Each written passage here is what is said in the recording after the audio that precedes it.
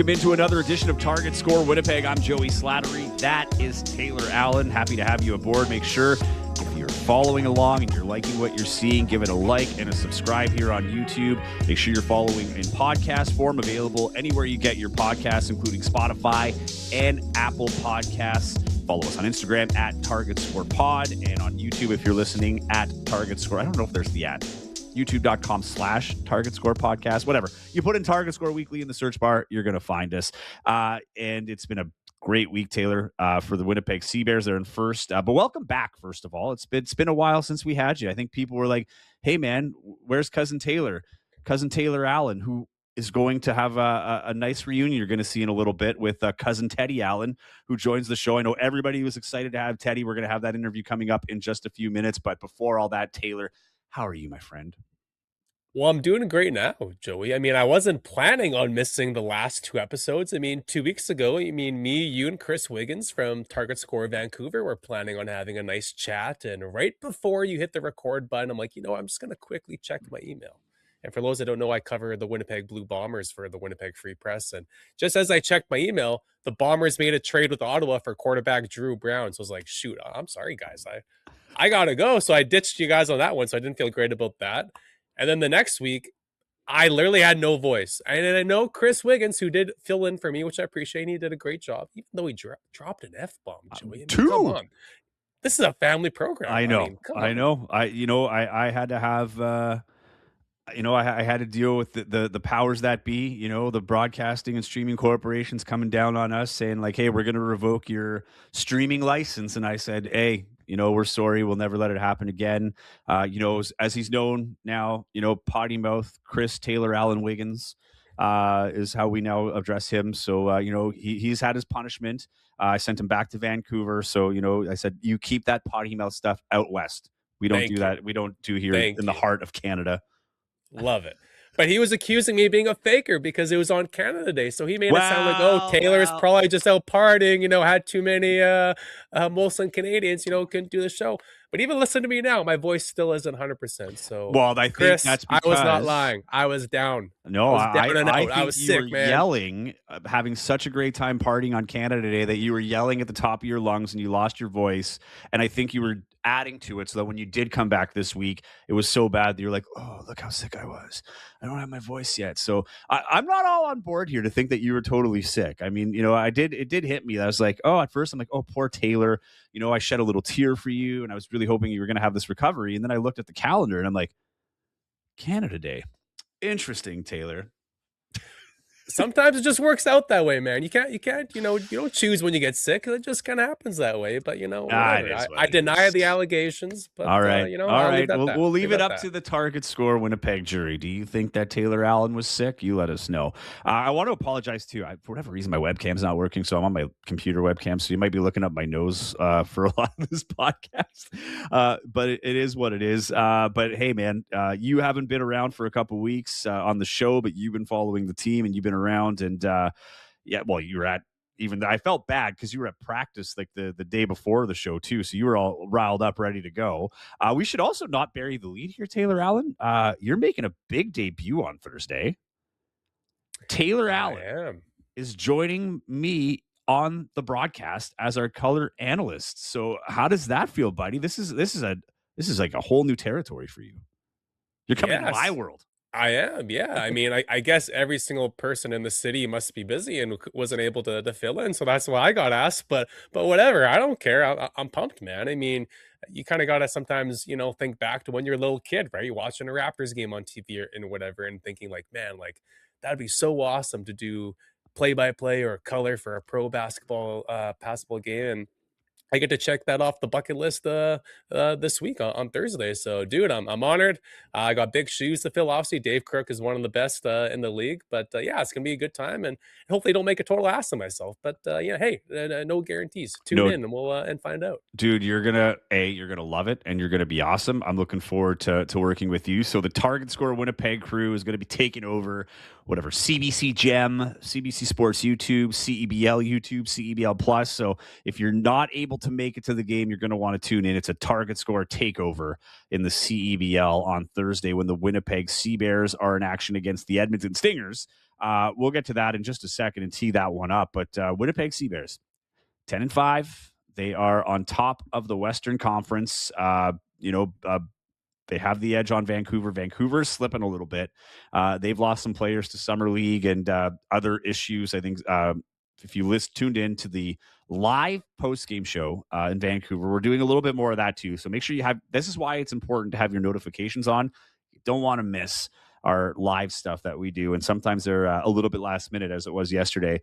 But Kyle Julius, the GM of the Bandits, former head coach, joined the show from China, broke a little news that Zach Copeland's having issues similar to what we've been hearing with Xavier Moon. It sounds like just clearance issues to be able to play. He is signed with Vancouver, but didn't play last night. So Vancouver going through a ton of adversity right now at 10-6. The Sea Bears are 10-5. And hey, man, the don't look now Edmonton Stingers, who are a team that have strung together a bunch of wins.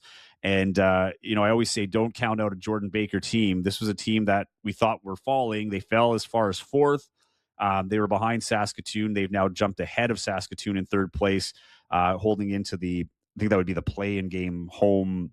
Yeah, they would have home for the play-in game, if I'm not mistaken, if they can hold on to that. So, yeah, Edmonton playing for something. But, man, Winnipeg, though, on an absolute roll right now. I mean, what's impressed you so far, especially in this last little stretch, right? Again, the road continues to be an issue, but at home, I don't know if there's anybody that plays any better at anywhere than the Winnipeg Sea Bears play at home. Well, hey, to their credit, they did kind of right some wrongs on the road in that last road game against the Edmonton Great, Stingers, great marching win into against the enemy Stingers. territory. Massive win. And I mean, Edmonton, I think they're a little ticked off with these Sea Bears, right? Like last year they owned them. Edmonton was 3-1 against Winnipeg, and this year the script has been flipped, right? And going into that game on the weekend, I mean, Edmonton played with so much energy right off the hop. Like Yeah. they came out hot, man. Like they were like, no, like you're in our gym, and we're tired of losing to you guys. Like we're gonna take this game. And the Sea Bears, they didn't play their best early on, but they hung around, right? They like okay, they kind of withstood the storm. And then towards the end of the game, they just completely took over. And, we keep talking about this, how impressive it is that the Sea Bears are where they're at right now without, Xavier Moon, because no one predicted that.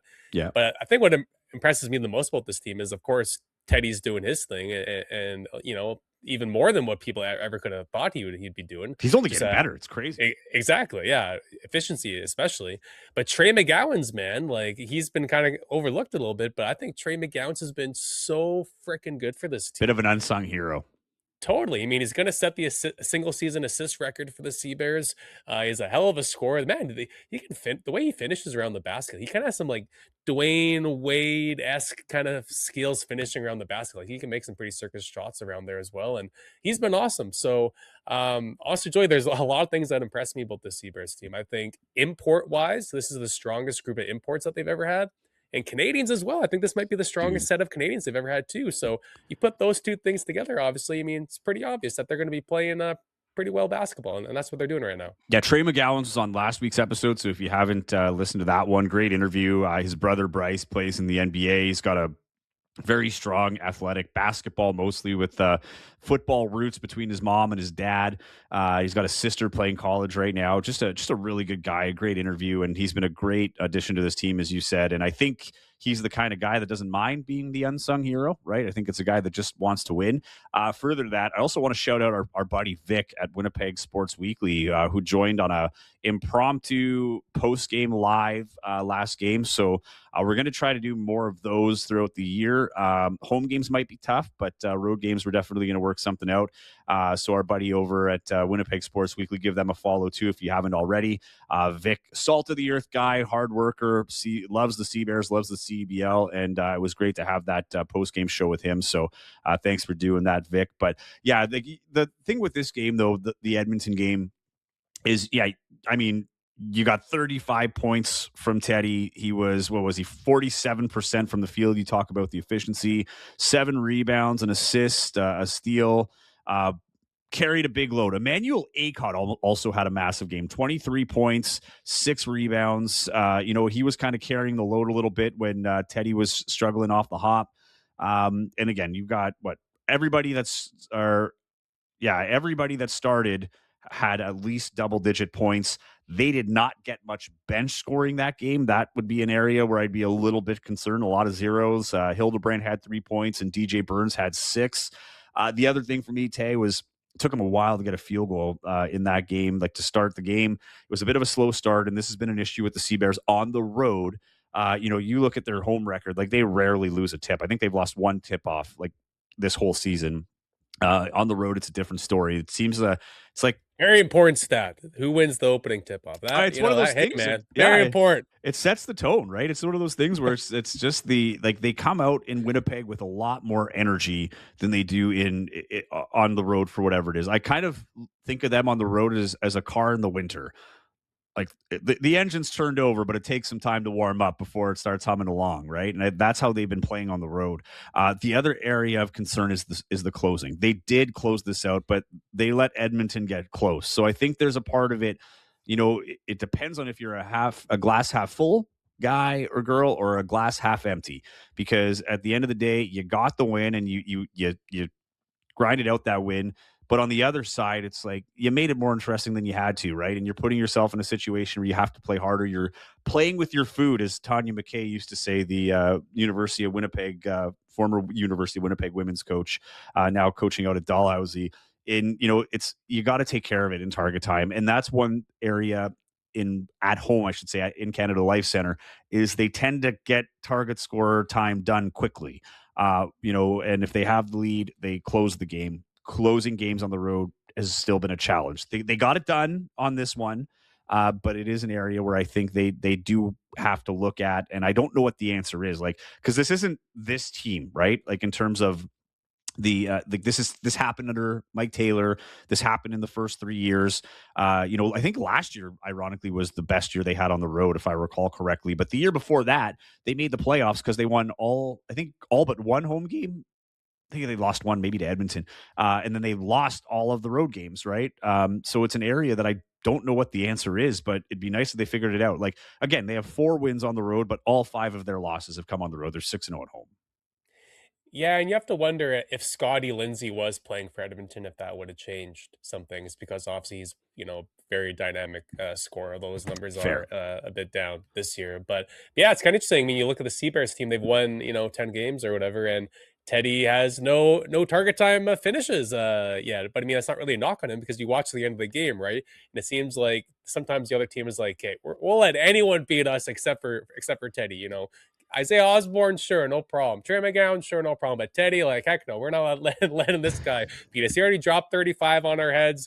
We're not giving him the satisfaction of closing it out. And if you're Teddy, you're like, okay, sure, whatever. I'll just pass the ball to Isaiah Osborne in the corner, and he can get fouled and seal the deal for us at the free throw line, which is what happened in Edmonton. But yeah, man, like it's just impressive what these Sea Bears are doing. I mean, coming into this year, once again, I was wrong, right? I think I kind of pegged them as a 500-ish team, and every year my before the season preseason pick of what their We still record's have to going to be figure has out the been way off. records. We still have to figure out those records. I never went back to check. Like I have to go to like every first episode of the year to see what we predicted because Please don't, because I I'm don't even always remember off. what I predicted, but I got to be close. I know I think I said 15, 14 or 15 You wins. gave them a winning record, yeah. So Yeah. you're So if they you win win 5 this more year. games, I'm going to win this Yeah. competition I didn't know we were having.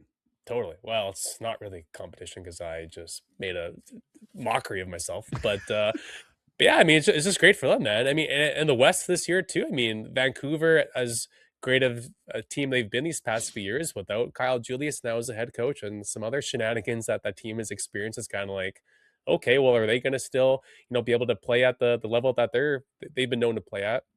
Edmonton, obviously, I mean, they're a good team, but the Sea Bears seem to have their number. Yeah. The Mamba, they've kind of put their dreadful start behind them a little bit, but they've kind of started to slip a little bit too. So, and then Calgary is a team that we shouldn't mention on this podcast for the rest of the season because We have they're to because they're playing they're playing here on well, except for Sunday.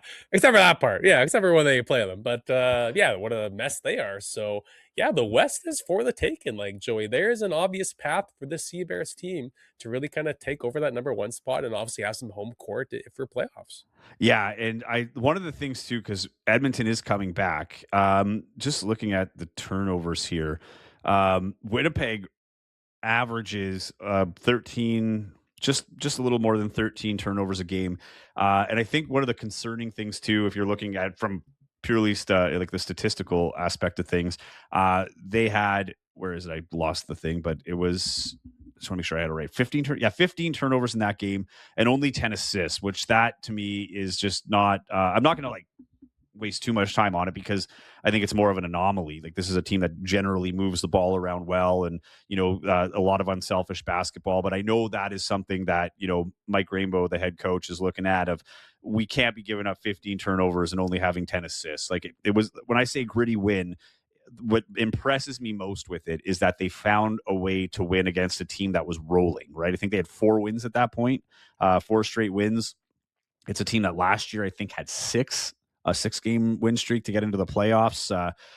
Edmonton's a bit of a dire team right now, and they're feeling themselves. After 4 games, and I thought they played well without Scotty Lindsay. There were times where they were the better team, but Winnipeg, put it together in the middle. And I give a lot of credit to Emmanuel Acott. I felt like he was the driver in this one because he's not a guy that continually puts in 23 points for you.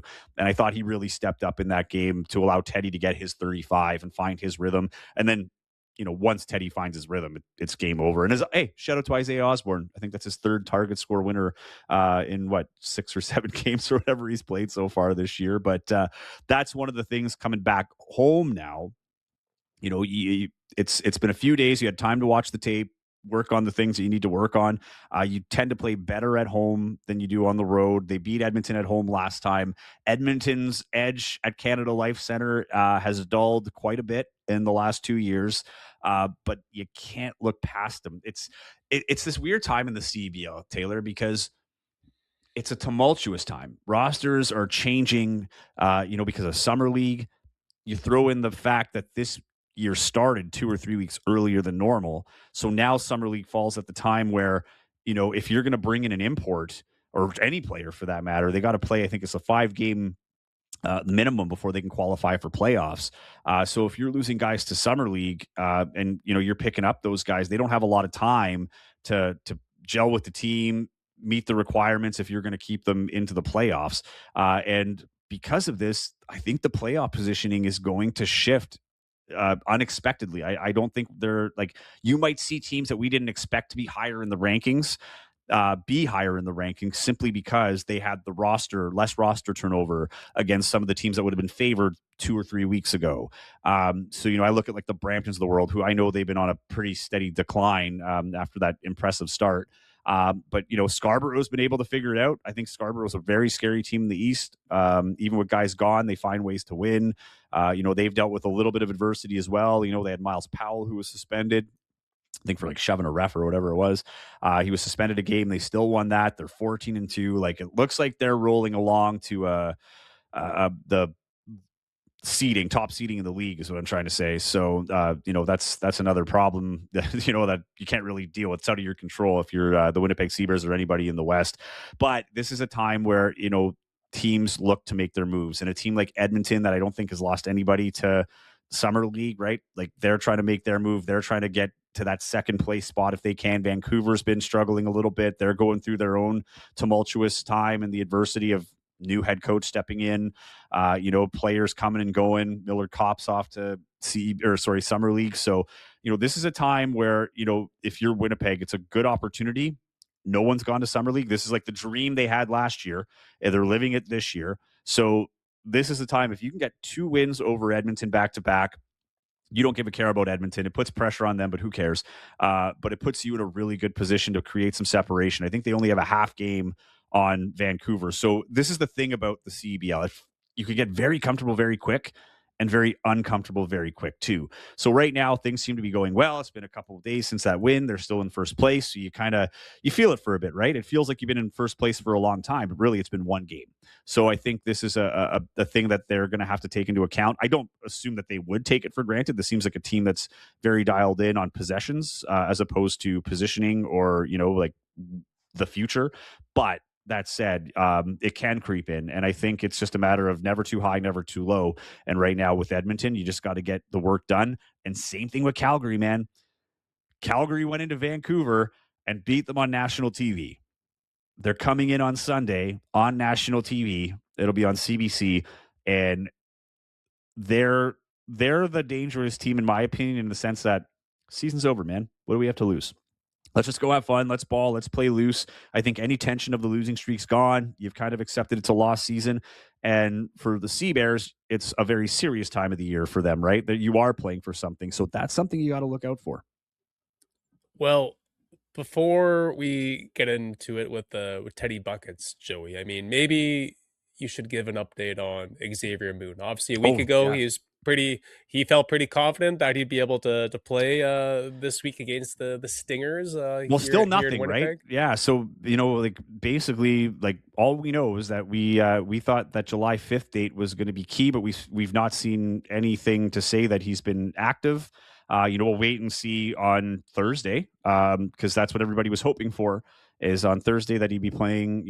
Edmonton. It would be this big storybook thing, but this again, just to reiterate what we do know, this is something that is not in the hands of the Sea Bears or Xavier Moon. This is not Xavier Moon's choice. This is not, the Sea Bears, holding him back or worried about anything. There's no injuries, nothing like that. It's just the FIBA clearance, as we know it.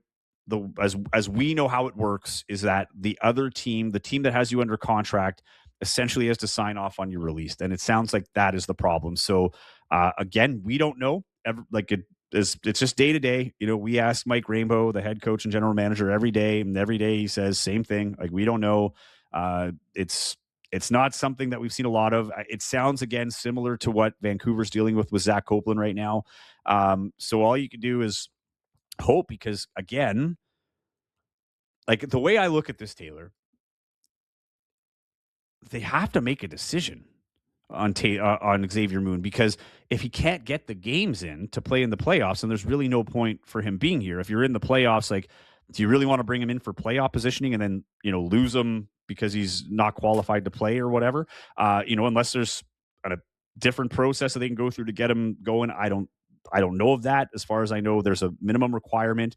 And, if you're the Sea Bears, it might be, well, this is a marquee spot, right? This is a guy that, would have been one of the top paid guys coming in. So it frees up a few opportunities. It frees up an import spot. It frees up, a salary cap spot. So what I'm getting at is, maybe they bring in another big import. Maybe they bring in a Canadian that's been kicking the can, or, maybe they can convince somebody to come in and say, like, hey, like, just, can you come finish out the season in the playoffs with us, right?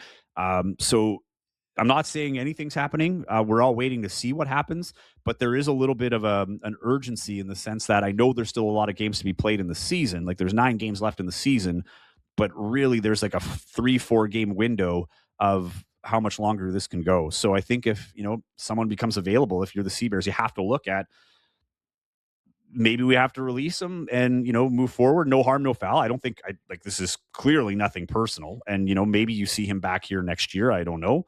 I'm sure it'd be something both parties would be willing to explore if that's the case, but everybody has their fingers crossed. I think, the team, the fans, the league to an extent. I mean, this is a guy who was the league for a long time and has a MVP trophy designed in his honor with the big X, right? Because he's a 3-time MVP. So I think, the update is, we don't know, and honestly, just kind of preparing for anything at this point. And but it will be, I think, some hard decisions for the Sea Bears here as we get into crunch time. They've got 2 games this week on Thursday and Sunday against Edmonton and Calgary, and then after that, you're getting into the home stretch, the final 5-6 games of the season. So if a change is going to be made, it's got to be soon, or in a best case scenario, you don't have to worry about it because Xavier Moon's cleared to play and he's rocking a Sea Bears jersey. So the update is there No is no update. update, Yeah. basically. Yeah. Yeah. But you know what? I mean, if you're the Sea Bears, fortunately for them, they're still playing really, really, really well without him. So I mean, regardless of what happens with Xavier Moon moving forward, I think this team's gonna be okay. Yeah. But I mean, you walk outside the Canada Life Center and you look up and you see this really cool banner, and it's Xavier's face and Yeah. Teddy Allen's It face. is a cool banner. It's a super It's like cool really banner. cool. Yeah. Yeah, it's amazing banner. It's awesome. Well, But I I'll say mean, this. I think like the payoff was there in terms of the marketing. Like, he showed up The excitement was there. It's not like he's holding out. I think it'd be No. one thing if he was holding out or something like that, You but this can't say is the payoff was there. The guys have played a game. no, no, no, not sorry if I said the payoff, but there was some payoff there. Like I don't think it was in terms of him No, being here. no, no, Well, I think no, from a no. practice You standpoint, got a cool banner out of it. Sure, I'll agree with that. And yeah, he's been around for practice, and that's cool. And you see him stay late, and he works with the Canadian guys, so yeah, that's awesome stuff too. But when you sign Xavier frickin' Moon, fair. Joey. Xavier Yeah. frickin' Moon, the guy who's won MVPs in this league. He's making his return to the league, the biggest name in league history. There is no payoff unless he's actually on the court helping this team out. And again, yes, they have gone some things out of it, but I mean, no one in a million years could have predicted this is how it's going to work out. And again, it's not No. the Yeah. Seabears' fault. It's definitely not Xavier's fault either. But yeah, honestly, it's whether you're a Seabears fan or just a CEBL fan, it's just sad because I think everyone is excited to see him Yeah. just back in this league because this league is not what it is today without a guy like him in year one, year two, and year three, kind of doing what he's doing in Edmonton. There's no silver lining, but I think there was the benefit was because here's the thing: it'd be different if again they were holding out or there was a decision to be made, but they thought the team thought he was coming in and playing, right? Like it's not like so you can make that argument of oh well an import spot could have been taken up by somebody else if this doesn't work out. True, but like there's no way to tell that, right? Like it's like you're not going to leave him out there. Then he signs with another team, and all of a sudden you're playing him in the playoffs, and he's the guy who sewers you, kind of thing, right? And I think from the benefits of it though is the fact that he was here. Like there was an excitement that was built around it, and if it doesn't come to fruition, like there's no payout in that. But I do think from a cultural standpoint, to have a guy come in here that wanted to be a Sea Bear, that came to work every day, pushing in practice. Like I do think there was benefit to having him here. Maybe not payout. Payout's the bad word. There was benefit to him being here, but everybody wants to see him play. Will he play? Hopefully is the best way I could put it, but we'll have to wait and see. Let's get to our conversation though with the man, the myth, the legend, Teddy Buckets Allen. Here he is. Teddy, how are you today? Thanks for joining us here this morning. Good morning, guys. Of course, of course. First things first, just more than halfway through the season now. Winnipeg's first in the Western Conference. It was a bit of a back and forth start to the season in terms of wins and losses, but this team seems to be progressing pretty well. How have you felt the season's gone so far? Yeah, had to get things going early, take a few lumps. But I feel like you said, we've hit our stride, and we're honestly right where we would want or hope to be at this point in the season. Just where we're controlling our own destiny and also having a lot of home games in front of us. So we're optimistic about where we can finish heading into playoffs. Teddy, this kind of goes without saying, but I mean, this is some of the best, if not the best basketball that the Sea Bears have ever played since they came into this league.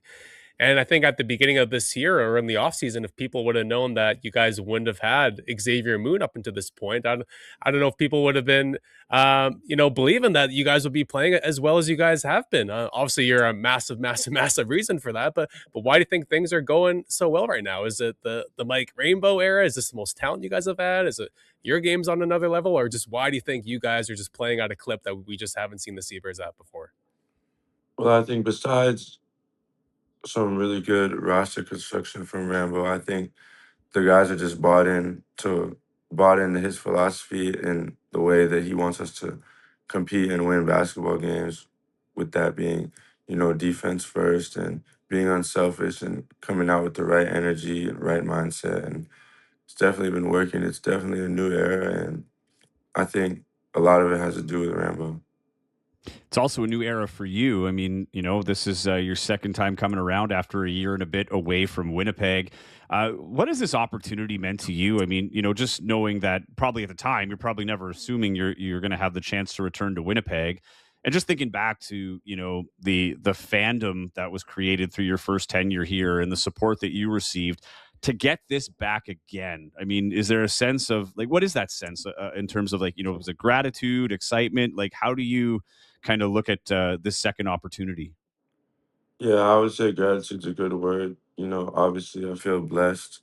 Everybody likes to play where there's big support, big crowds.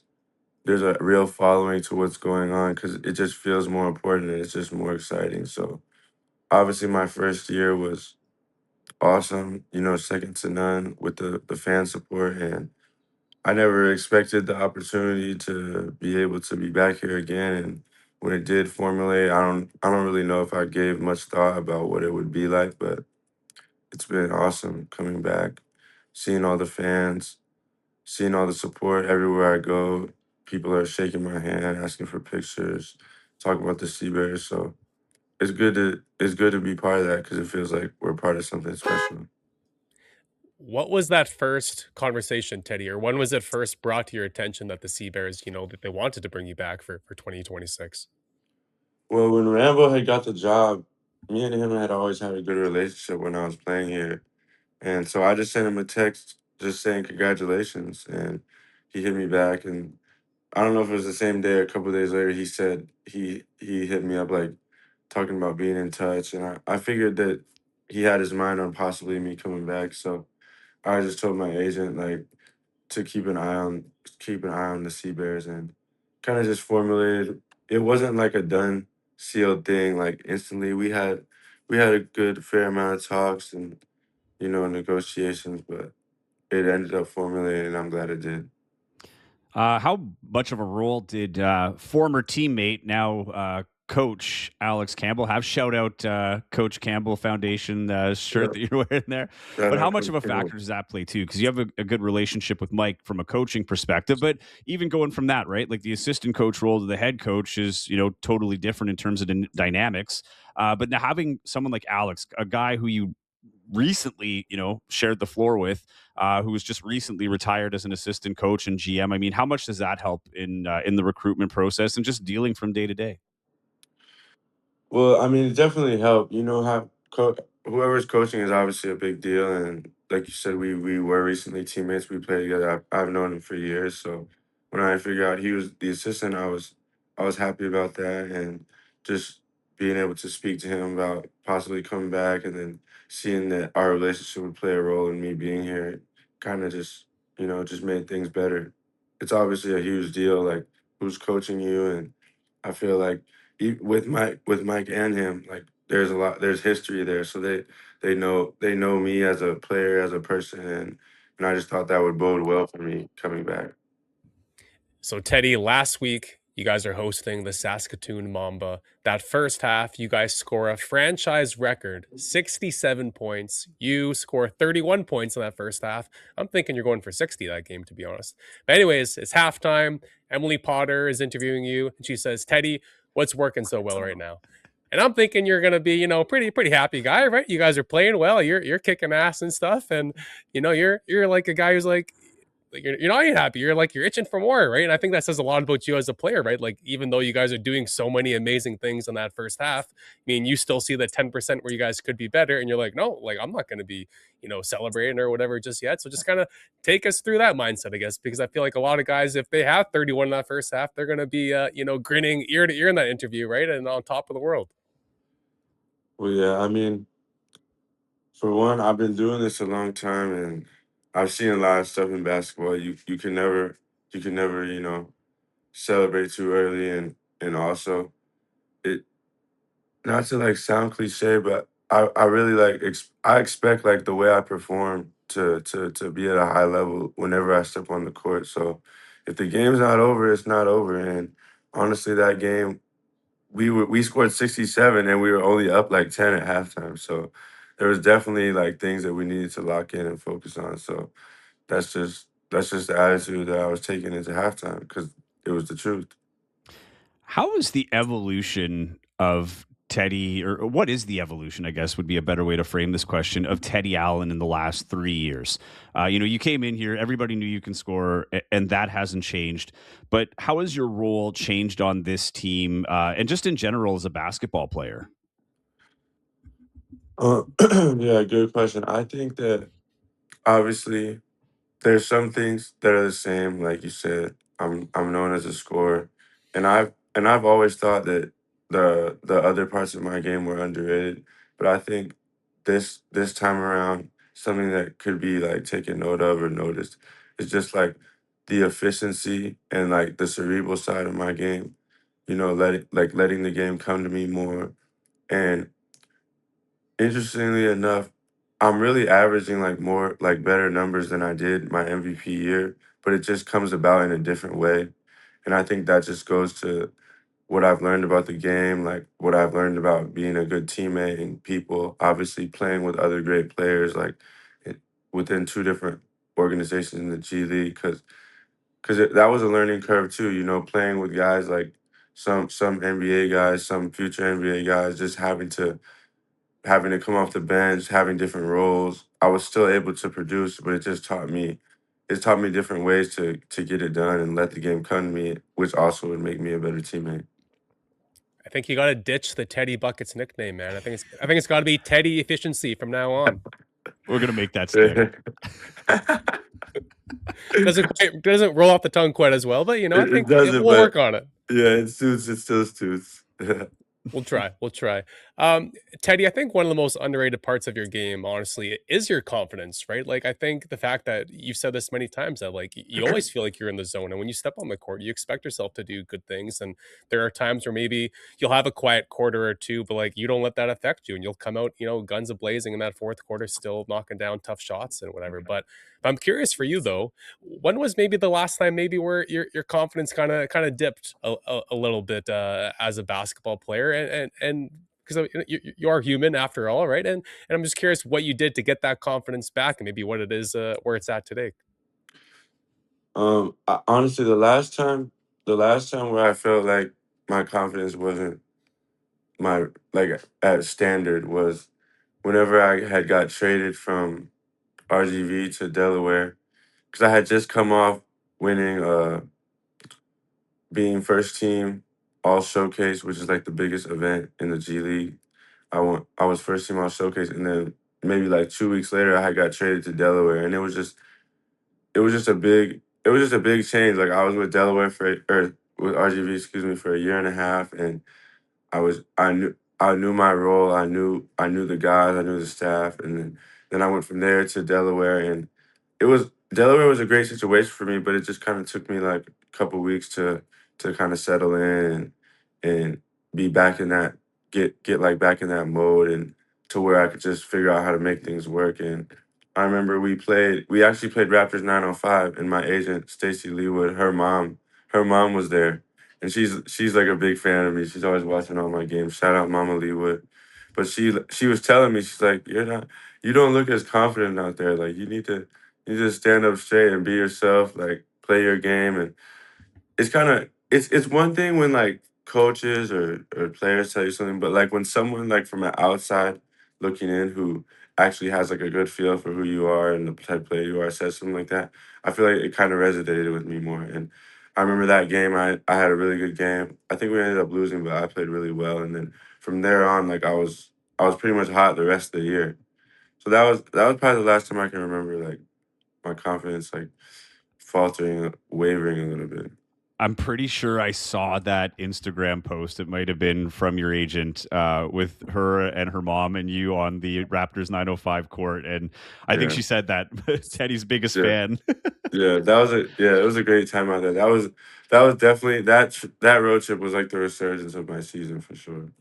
Oh, and you went on a roll from there. I mean, I don't remember how many 30 and 40-point games you had, but it kind of rolled right into the CBL season, which frames this next question nicely because you're known as Teddy Buckets. I mean, this is a well-known thing. Everybody is super complimentary about your scoring, and the proof is in the pudding. You look at the numbers, that's there. But do you feel it overshadows other parts of your game that you play at an elite level? I mean, you look at the defensive side of the game.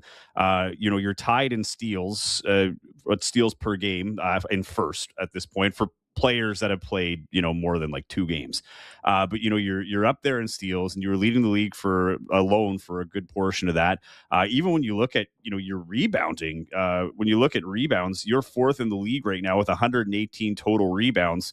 And you're behind guys like Frank Mitchell, Matthew Moncrief, and Tyrese Samuel. Like we're talking big men. And you as a guard are leading all guards in rebounding. Do you feel sometimes that because of, the connotation of being a scorer, is so positive that maybe you unfairly get a reputation that you're not as strong in other areas where the numbers might prove differently? Well, yeah, I always felt like there was kind of like a narrative behind me as if like I didn't want to play defense, which I didn't. I never understood because everywhere I've played, I've never been like the person that they attack. Like they never come my way expecting shit to be sweet. So I never understood that. But I did understand that when you are a scorer, like a high level scorer, people do tend to sleep on the other aspects of your game. But all I could try to do is just be an all around player that I've always felt I have been, and just like scoring more efficient, scoring more within the flow of the game. The other parts of my game have grown too. Like I've learned a lot. I've played in different schemes and been able to be effective on defense as well. Like I try to be a playmaker on that end of the court. Like getting steals, gets the ball back for your team, creates momentum the other way. Getting rebounds for me is huge because a lot of times these teams are face guarding me, setting up their defense. So if I'm able to rebound the ball and push it, I'm putting myself and my team in a better opportunity, in a more advantageous position. So I just think that's that. So this is some hard-hitting journalism, Teddy. So when I played basketball growing up, I'll never forget this for whatever The reason, but there Teddy was one. Allen of Winnipeg, Taylor Yeah, Allen. yeah, not quite. Yeah, not quite. Um, but there was one time I forgot my shorts, so I had to practice in like my Adidas track pants, and it was the most miserable experience ever. My legs were so hot. It was awful. It was like, okay, I'm never forgetting my shorts ever again. And yet, every time I'm at a Seabears practice and I see you, man, quite often you're practicing in track pants, and sometimes you'll be wearing a long sleeve too, and you get after it, man. Like you'll stay late after practice, and you'll be going after it, guns a blazing, right? And I'm like, man, like how's this guy do this? Like he must be boiling. So my hard hitting question is, man, how do you practice and train in pants? Like I couldn't do it. Couldn't do it. I don't know. I think that's just the evolution of basketball. Like I remember probably when I was in college, nobody really when I first started college, nobody really wore like sweatpants at practice or like long sleeves like you're saying, but probably like maybe my sophomore year, we would just get a bunch of team issued gear and I just started wearing sweats. I don't know. I just started doing it because I want to really get like a sweat in, like, and sometimes some after the early parts of the season, training camp and early season practice isn't really as hard. So I just wanted to continue to like get a sweat in, and it's just more comfortable for practice. It's just like training gear to me. I don't know. Man, some dudes wear beanies, but we are the CEBL in Canada, so toques, which I always thought was kind of crazy because, I know Winnipeg is known as Winterpeg, but Winnipeg in the summer is a warm place. So I always kind of laugh when guys are wearing beanies to practice. I just want to circle back, going back, I said earlier, MVP frontrunner, right? And the CEBL just put out their weekly preview, and putting you at the front of that conversation, which, I think is fair. And one of the things is your closest competition right now in that regard would be Miles Powell. And I'm not trying to compare at this point, but I bring it up for the purpose of his target score winners. He leads the league with 7. Scarborough had a bunch of come from behind target score wins, and their team has been the most dominant in the league this year so far. You don't have any target score winners. And I find that very intriguing and interesting for the fact that you're the guy the ball goes to, and you mentioned in other interviews the gravity that you pull right from the defense. But it's opening up other spots, and this year you seem aware and willing to give that ball up to someone who might have a better shot to end that game. Uh, how much pride do you take in that part of the game, and how much has experience played in that? Because a lot of times what we see in the CEBL is when it gets close to that final, target, guys want to be the hero. They want to put up the shot. Where do you find the ability to kind of, put that aside and settle the adrenaline to find the right pass and maybe set someone else up? Well, for one, lucky enough for me, we have other good closers on this team. Go dating back to his time with the Stingers, Osborne's always been a closer. I remember 2 or 3 times he gamed us when during that first year. I think the first playoff game, he was the one who hit the game winner.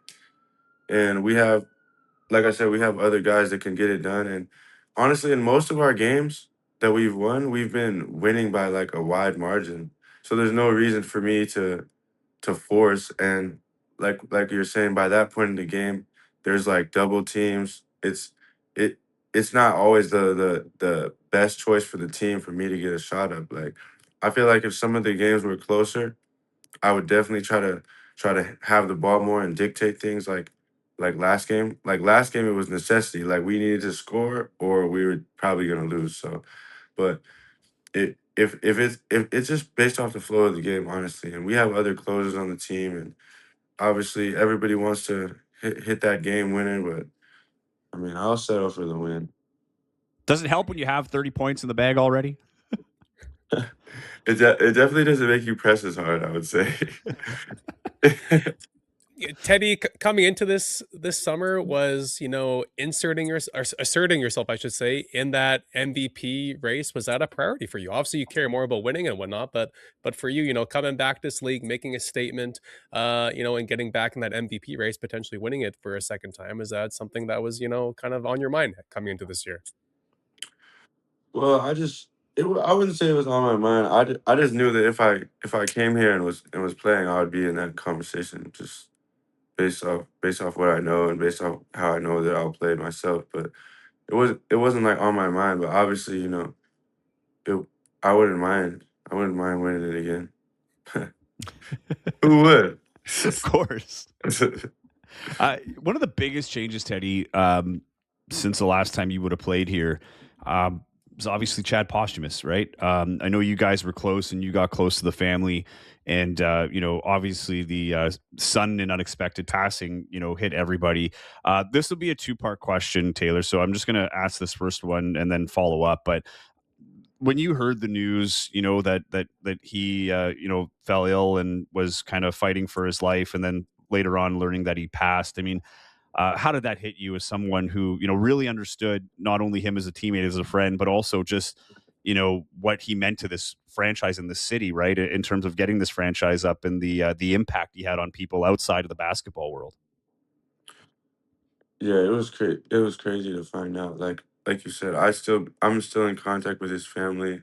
His dad, his dad was texting me, sending me updates. He actually FaceTimed me like the day before that they ultimately had to like pull the plug, and it was definitely it was just unbelievable. Honestly, like he was so young, he was such a great soul. Like everybody loved him. He was really a unique person, and he really did leave too soon, but. I was just extending my prayers and my thoughts to the family. Literally within the last 2 weeks, I was over at their house having dinner with him and his mom, watching movies with his dad. They're great people, great family, but yeah, he was gone too soon. It's hard to even be here and him not be here. I see a bunch of people that know him, and yeah, I'm just happy that his legacy is still here, his memory is still carried on, but it's still kind of hard to believe, honestly. And the second part of that question is just, where do you miss him, and where does his legacy live on? Like, from a day to day with the Winnipeg Sea Bears. We've established even before, his passing, that he was, basically the cultural driver of this team, in terms of connecting the community to the team, and what the Sea Bear was supposed to be. And now his name and number are hanging in the rafters. I mean, uh, do you ever look up at that, whether it be during practice or games? And, what do you miss most, and what do you think has been able to carry on, after he's left us?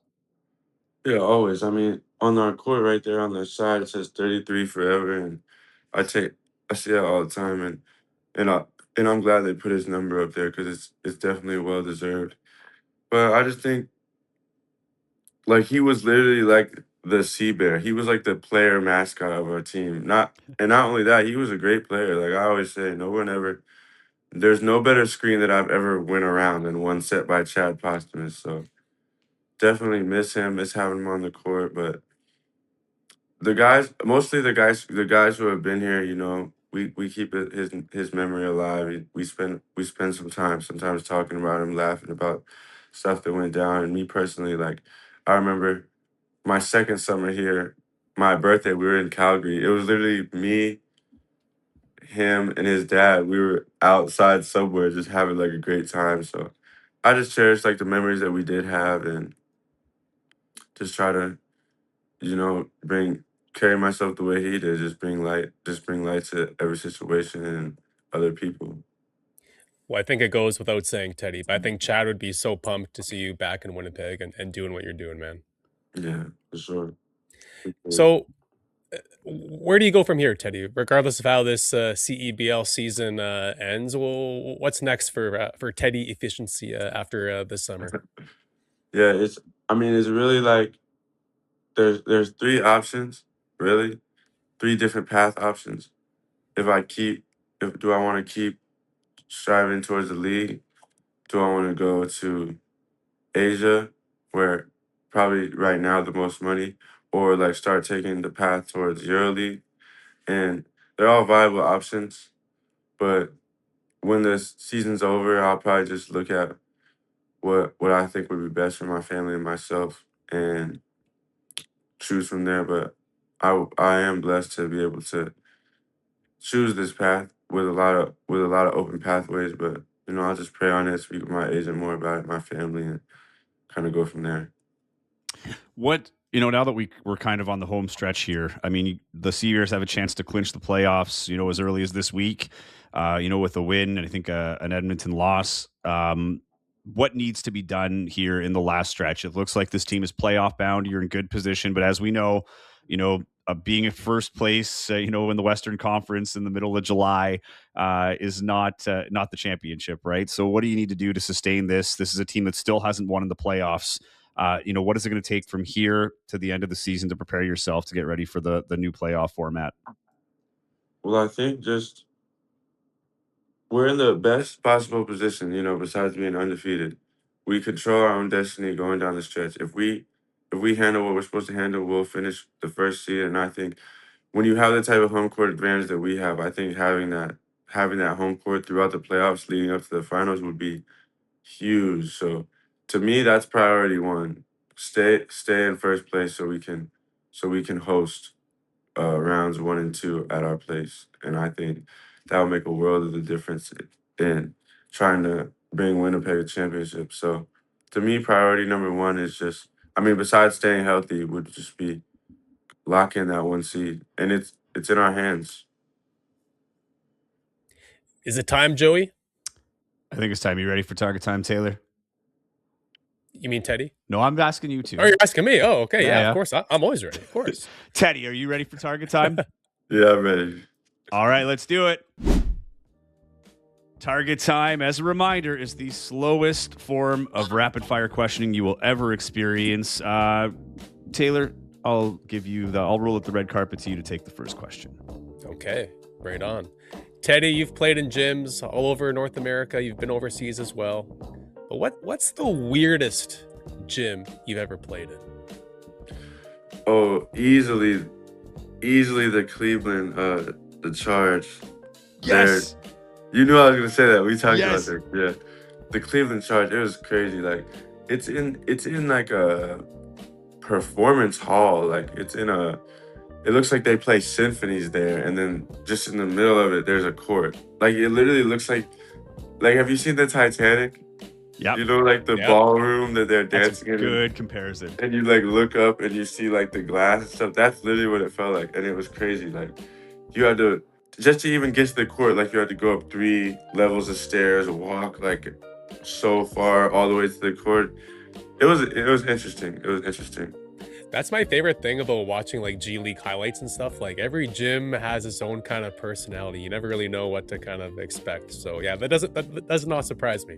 Yeah. Well, Tay, you and everybody watching, listening right now, Google Cleveland Charge Arena or Cleveland Charge Court.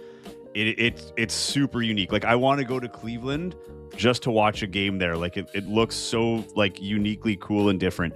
I would say the coolest experience from a vintage standpoint of watching a basketball game I ever had is I went to Sacramento for the last season of Sleepy Train Arena. And it was like watching a basketball game in the 80s. Like it still had the scoreboard with like the little light bulbs and stuff. And like all of the ads, there was no like digital ads. It was all like the picture ads like around the ring and stuff. And I thought that was cool. But like this is next level, man. It's really cool. Okay, I'm going to stick with that, but I'm going to go with the CEBL twist on it, Teddy. Outside of Winnipeg, what is your favorite venue in the CEBL to play?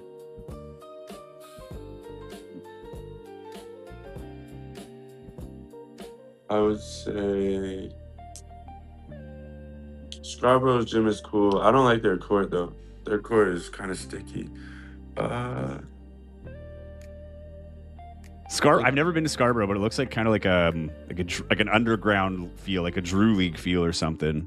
yeah, it's a decent gym to play at because it's small. It's like there's not that much depth, but I don't really like their court much. Let's go Ottawa. They have a nice venue. I like Ottawa's venue. Yeah, eh? Yeah. Ottawa's another one I haven't been to yet. Yeah, Where, they have a nice venue. They have like a huge like jumbotron on the side, and they usually get pretty good crowds. I like their venue. Interesting, nice. Okay, that's awesome. I wasn't expecting that one. See, we get surprises every now and again. So Teddy of the game this week against the Stingers is Space Jam night. So I'm curious, Teddy, what was your favorite childhood movie growing up, or what's your favorite basketball movie other than Space Jam, of course, because it's hard to Basketball movie. I would probably when I was a kid, I had a DVD of the More Than a Game, the LeBron James documentary, and me and my little brother used to watch it like in the summer. Used to watch it like a couple times a week. Like we were just bored, so that was a good one. But I always did like Coach Carter. I thought Coach Carter was a good movie. If I'm scrolling on TV like at a hotel or something and I see Coach Carter, I usually leave it. That's a good movie. I actually have that. I actually have the our deepest fear is that we are inadequate quote tatted on my leg. So Oh, from the movie. I didn't know that. yeah. So Coach Carter's always with me. Good pick. Or Cruz, I should say. Okay, that's all. Awesome. I'm gonna stick with this since you brought it up. This wasn't actually a planned one, but what is your either favorite or most meaningful tattoo? Because you've got a few. Is there one that kind of sticks out to you as the most important? I would say probably I got a picture like of Jesus on my chest right here. I would say that would be my most favorite one because it's just testament to my faith. Like I am Christian, I am a believer, so kind of just some people see how many tattoos I have and just think that it's like it's all like just bullshit, but it's really not. Everything that I have, I thought about, and there's meaning behind it. It's awesome. Teddy, where is LeBron going? And if it was up to you, where would you want him to go? So where do you think he's going to go, and where would you personally want him to go? Okay, if it was up to me, please don't go to the Warriors. Please. Like I would like obviously it would be cool to see him and Steph, but I don't know if you've seen the way the NBA is trending, but the NBA is trending towards younger, versatile, deep teams. And the Warriors are none of those. So I would say I would have liked because I don't know if the Harden situation in Cleveland is gonna keep LeBron from going there, whether it be money wise or the opportunity to compete wise. But I would have liked Cleveland to somehow trade for Jaylen Brown and then sign LeBron. So I just think he needs to go to the East if he wants a chance. Like even if he goes to Minnesota, that would be nice, exciting. But the West is a 2-horse race for the foreseeable future, in my opinion. So go to the East. I would have said Cleveland, even still Cleveland. I just think he has a better chance of moving the needle more in the East because the East is wide open. I mean, obviously the Knicks are great, but going into the playoffs, nobody had an idea who would win the East. But I think basketball-wise, the most obvious fit is the Timberwolves. Like I think he fits that lineup like perfectly. That'd be the most entertaining team in the league, man. Totally, but you're right. I mean, I don't think he would be able to push them past the Spurs or OKC. So the East is probably the move. So if he goes to Cleveland too, it's the homecoming story. I mean, that's be a nice little like feather in the cap to end your career at home. And I just can't see why would LeBron go to Minnesota? Like you could say that about Cleveland, but he's from there, so it's like I just can't see it. Maybe it'll happen. I don't know. I'm not Shams, but maybe he loves the cold, Teddy. Maybe he likes winter. I know you don't like the cold, but yeah, maybe he does. He's from the frozen tundra. Fair. Okay, if you had a choice, they go to you, Teddy. They say, Teddy, we need to bring in a closer. and you have the ball, and you have one person that you want to pass it to that is going to hit that shot 9.98 times out of 10. Who is that closer? I'm going Jelani Washington Gale. I knew it. The thing about my first year here is I didn't have a lot of target scores either because he was the closer, and I think also that is part of the game. Like we talked about this earlier, a lot of these games, like you said, I'm having 30 plus coming into target time, and it's like I realize that the team is like, we're not letting him beat you, and luckily enough, we have other options. And like that year, we had Jelani, and I think he probably had like, if they had I don't know if they had a clutch player of the year award that year, but he would have been one or two in that category. So Yeah, because I think he won sixth man of the year that year. yeah, And I feel like Khalil Ahmad might have won clutch player of the year because he's also had a million target score winners in the East for Niagara over his time. But yeah, he was. But that it's kind of funny because it feels a little bit like baseball, like in the sense that like they bring out a closing pitcher, and I feel like in the CBL, like it's almost like a not a position, but like a title to a position. It's like, yeah, we got our closer, right? We're gonna bring our closer in for target time, and Jelani was like. People still talk about Jelani Watson Gale, and it's simply because of his target time performances and his target score winners. yeah, he's a great closer. And I think he joined you guys kind of late. Like, I think he missed like most of training camp, and going into that first game, from what I remember, I mean, he kind of flew under the radar. Like, everyone was kind of talking about you and EJ, of course, and guys like AJ Heston, whatever. Then here's this guy from England who just arrived in Winnipeg, and he shows up that first game, and he was insane. Like, did you know that he was that good right away, or did that game one kind of like, did you learn a thing or two about him in that game one as well? Yeah, he definitely he only had like 2 or 3 practices with us, and then that first game. I mean, some guys are just gamers, and I feel like after the first game we knew, okay, this guy's a gamer, so it was great playing with him. One of the few. There's not a lot of non-North American imports that come into this league, and he was coming over from Britain. I don't know how many guys we've had from that part of the world play in this league, but yeah, man, he's got a legacy here after 1 year in Winnipeg for sure. He made the most of it. Do you have one more question after this, Tay? I think I have 2. I think I've asked 3. Okay, perfect. So my next one then. You said, we were talking earlier, and one of the things that stuck out to me was you said that you don't actually keep any of your memorabilia, which I think a lot of people would be surprised to hear that. Now, is there anything that you regret? Like, what's the one piece now that you look back, you're like, you know what? I wish I snagged that and just kind of stored it for a keepsake or something that I'd like to kind of look back at or hold again or something like that. Is there one piece of memorabilia in your career that you kind of wish you kept? Well, I think most of my college stuff my granny has, because when I was at New Mexico State, she actually was living out there for that year just to like be close to me and just be able to see all my games. So everything I had there, I just gave to her, and she still has. And she would always like cut out all the newspaper clippings of me, and like she had like a whole collage on her wall by the end of the year. So she has all that stuff. But as a pro, nah, I just feel like it does more.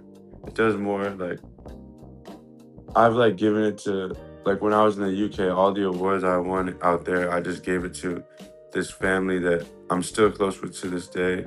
And they have it like literally in their house, in their living room. Like it just carries, I feel like it just carries more weight like to other people. But if there was one thing I could have kept, it would have been, I know I have my Gatorade Player of the Year trophy from high school somewhere.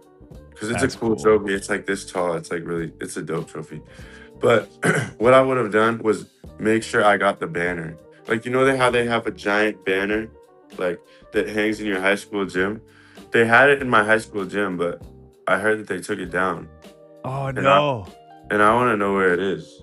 Just like, I don't know why they would take it down. Because they did have it hanging in like a very weird spot, like in the gym. Like it was like hanging like off like the side of the bleachers. Like it wasn't like on the wall. But that's because like that high school gym is like so huge.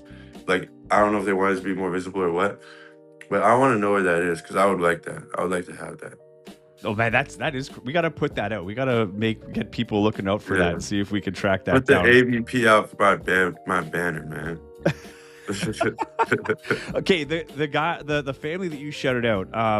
I hate the. Is it Joseph or something like that? Yeah, Pops. Yeah. He says what's up, by the way. Yo, I was gonna say shout out. He's one of our listeners overseas, so shout out to him. And I know he listens into the broadcast, so appreciate you because I know when he's watching your games, Teddy, he's watching live. Like I remember he sent me a DM one time and he was like, "It's like 3:30 in the morning here," but the one of your biggest supporters and one of our big international viewers. So what's up, man? It's good to have you on.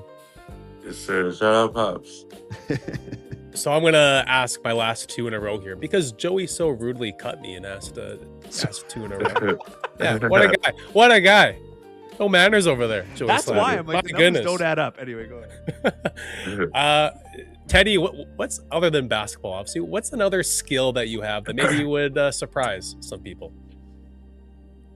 I have a lot of skills, but what I would say is something that I feel like surprises people is just like, and this is a skill, is like my people skills. Like as much times as I can't tell you how many times I've had teammates or fans or staff in my team be like, I didn't expect you to be so chill, or like I didn't expect you to be so cool. And I'm like, well damn, what did you expect? You thought I was gonna be a weirdo? Like, and people skills is an underrated skill.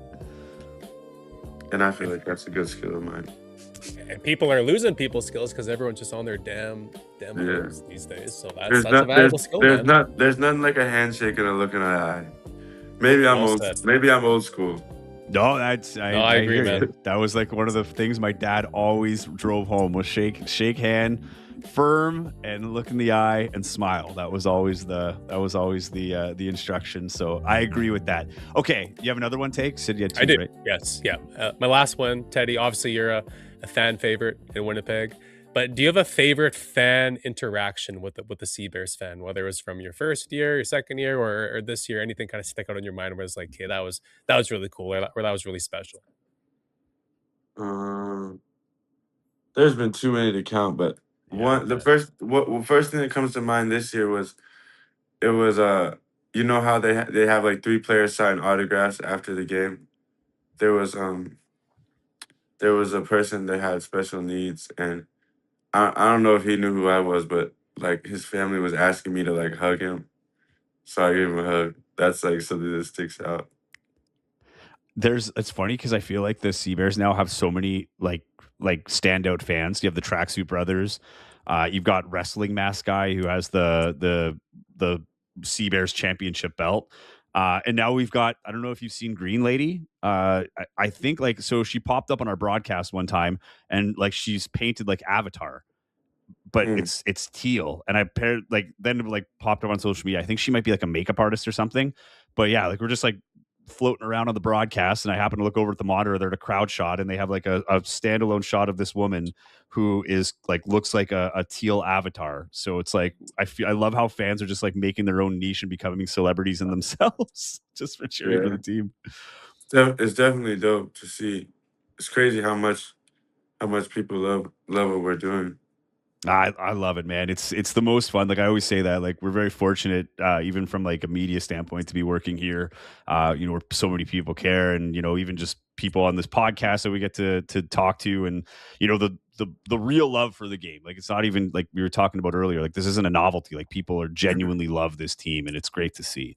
Okay, I'm gonna end with this one, Teddy, and I think it's a good one to end on.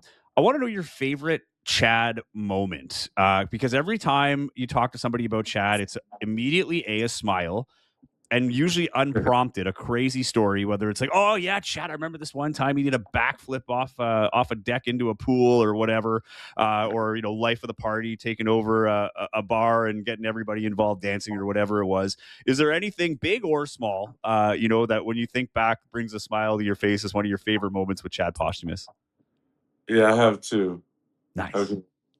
The one, and I don't know, maybe it's just funny to me because like I know him and I saw the moment, but I was just like scrolling through my phone and there was the video of like how like preseason the media just like asks you like a bunch of random questions and stuff like that. They asked him does does pineapple belong on pizza? And he just gets this big smile on his face and he goes, 110%. It's just like the way that only Chad could. It was just so funny. And I still think about that video and laugh. And then the other thing is one of the reasons that me and Chad were such good friends is because like our sense of humors were very similar.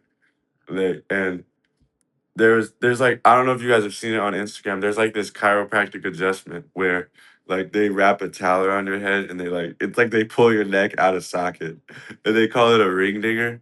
And then one day I was just in the locker room and I was like, I need a ring dinger. And Chad didn't even know what I was talking about, but he was just like in stitches. And then every time I would see him, he'd be like, I need a ring dinger. So it was just so funny, bro. Like I always think about that. I'd be telling his dad that story too. I love that. Yeah, Chad had a way with delivery, eh? Like that's Yeah. yeah, I totally agree. I ring digger though. I don't want nothing to do with that. That sounds awful. I wouldn't mind it. I need to try it. They won't do it out here. Well, tell you what, get it done. Let us know how it goes. I'll live vicariously through you with that. So I got you. All right, that concludes Target Time.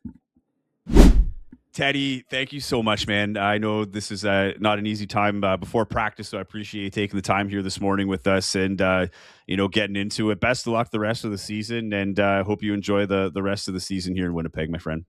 Yeah, appreciate it. Thank you guys. See y'all soon. Great conversation with Teddy Buckets Allen. You can just tell this guy's dialed in, and it's really nice to hear that the second opportunity is not lost on him. And I always enjoy when players appreciate and understand the opportunity. I don't think anybody understands that more than Teddy. And props to him because night after night, he's earned all the love and admiration he gets because night after night he is entertaining people at Canada Life Center and across the country on on TV. So great to see him having fun here and doing his thing in Winnipeg. And can you just imagine if he finally gets this team over the hump? Let's just focus on winning a playoff game before a championship, but even that alone, just getting into the playoffs and making a run, that'd be something. Yeah, absolutely, and also him potentially winning another MVP award. I mean, that would be an incredible story, right? So, yeah, Teddy's a great guy. It's been cool to see what he's been doing for the city and the team this summer. I mean, again, without him, there's no way they'd be in the spot that they are now. He's just doing so many things aside, in addition to scoring the basketball as well. So yeah, Teddy's been killing it, and yeah, I mean, heading into this back stretch, it'll be interesting to see if he can keep doing what he's doing. But I'm sure he will because yeah, he's Teddy Buckets, and he's always in the zone, man. He's always confident and good to go. So yeah, it's been a lot of fun to watch. And just taking a look at the upcoming schedule. So the Seabears play Thursday against the Edmonton Stingers. That's at 7:00. And then they play on Sunday against the Calgary Surge. It's a 2:30 start time for that one on CBC. First national game in Winnipeg this year. And Thursday, my favorite night of the year, Slam Jam. Last year it was just a wrestling show. This year it's a Space Jam 30th anniversary celebration. They'll be wearing their Space Jam Looney Tunes jerseys. And there will be a halftime wrestling match with WPW, Winnipeg Pro Wrestling, my favorite wrestling promotion in the entire world. I haven't been to a show in a little while. Taylor, you and I will be there. Unfortunately, we can't tag team because we have work to do. But we'll be keeping an eye on the match from the scorer's table, that's for sure. You know what? I was actually listening to a podcast yesterday. I think it was, what's the name of it? Let me double check here. I just want to make sure I don't get it wrong. The Front Row Podcast. That's the one. And they had Been on that one. Yeah. And they had a tag team, New Money, on the show. And the guys from New Money, they were chirping you, Joey Slattery. They were saying some nice things. They were saying that their episode on this podcast was going to do big numbers and totally eclipse yours because they just think they're so much better and so much more entertaining than you. So the floor is yours, man, if you want to cut a scathing promo back at New Money here. Sorry, so the tag team New Money went out and chirped me on a podcast. That's funny. They have the New Money podcast. I'd love to see how many viewers they have there. I've never heard of it, so I mean that's kind of says everything you need to know right there. Well, put it this way: you've got that's funny, Bryce Bentley Bag and Scott Ripley the Turd. We'll call him, little short guy. No Money should be a better name for those guys. Yeah, these guys talk about their downtown Toronto condo. If you've ever seen WPW, you know who these guys are. The downtown Toronto condo, yada yada yada. They look like the wrestling version of Bert and Ernie, and they probably live in a basement studio apartment in downtown Brampton, Ontario. So thanks for the attention. Appreciate the promotion, boys. With new money, no money. I hope you guys enjoy your little wrestling match. And hey, man, Sammy Peppers forever. So yeah, excited to see you get your butts whipped at Slam Jam. And just be sure to look over when you're all bloodied up and sad after your loss. We'll give you a nice little wave. So enjoy that, boys. But just like you, Joy, I mean, I love Winnipeg pro wrestling. Like, even if you're not a wrestling fan and you're from around here, like, you need to go check out a show. It just, and let's be fair, nobody's a fan of new money. They don't have a single fan, I think, across this country. So that's where I was going. But I was just going to give some advice for people. So if you do go to a WPW show, usually what I do once new money, they're making their way down to the ring. That's usually when I leave and go to the washroom because I have no interest in watching those guys. So they're like usually a big line. It's usually a big line at that point because I think everyone kind of has the same thinking. But you should go to a show and use it as the bathroom break. Exactly, like they're the commercial of the wrestling card, right? You've been having a few drinks, a few bevies, so you're watching wrestling and you're like, I gotta go, and they always seem to be conveniently placed right at the spot where I have to go to the washroom. So yeah, perfect. So I feel happy for these guys. They're gonna 6,000 people are gonna be forced to watch this garbage, and and everybody will see for themselves. But good luck, no money. Not rooting for you. That does it for our episode. Make sure you're following along, like, subscribe, and follow us on social media at Target Score Pod. Taylor at Taylor Allen 31. I'm at Joey Slattery TV. We'll see you Thursday. Taylor making his color commentary debut alongside me at Play-by-Play, and remember the national game on CBC if you can't make it on Sunday, but make it if you can. Nothing like watching it live, and I will be on the sidelines for that one for the CBC game. Until then, enjoy these next two games. We'll see you next week. Taylor, thanks as always, my friend. See you guys.